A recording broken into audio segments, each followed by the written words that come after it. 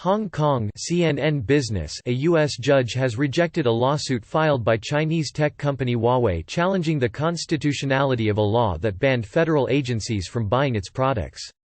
U.S. District Judge Amos Mazant ruled in favor of the United States on Tuesday, concluding that Congress had the power to restrict federal agencies from doing business with Huawei and ZTE, another Chinese tech company targeted by the U.S. law. Huawei, the world's biggest maker of telecommunications equipment and a leading smartphone brand, had argued that part of the National Defense Authorization Act (NDAA) infringed on the company's constitutional rights and harmed its existing and future business. Mazant pushed back on those claims, writing in his 57-page ruling that the court finds Huawei's arguments unpersuasive. Contracting with the federal government is a privilege, not a constitutionally guaranteed right, at least not as far as this court is aware, the judge wrote. Moreover, he wrote that Huawei is not, as it argued, prevented from participating in its chosen line of work.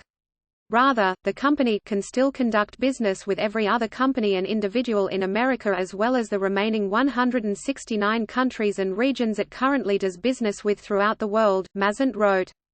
Washington maintains that Huawei poses a national security threat and has taken several steps to curb its business, including barring U.S. companies from supplying the Chinese firm with key tech and software. Companies can still sell products to Huawei that aren't subject to restrictions. The Trump administration has also argued that installing Huawei's equipment in U.S. networks could allow Chinese spies to eavesdrop on sensitive U.S. communications. Huawei denies the allegations and says none of its products pose a national security risk. The company said in a statement that it is disappointed in the ruling.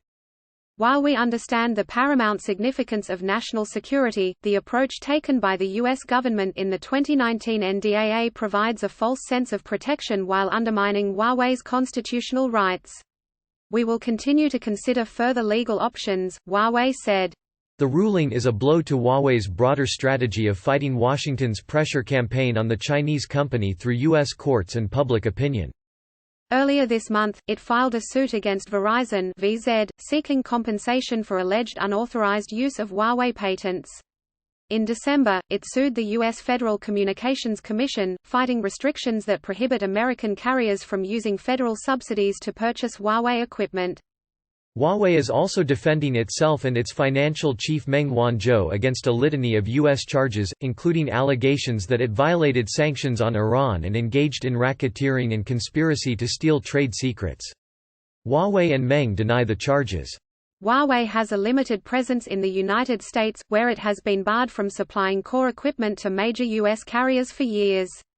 But the Shenzhen-based company is a global telecoms powerhouse and a leader in the global rollout of ultra-fast 5G networks. Despite the prolonged American campaign against its business, Huawei managed to increase sales to 850 billion yuan $122 billion in 2019, up 18% from the previous year.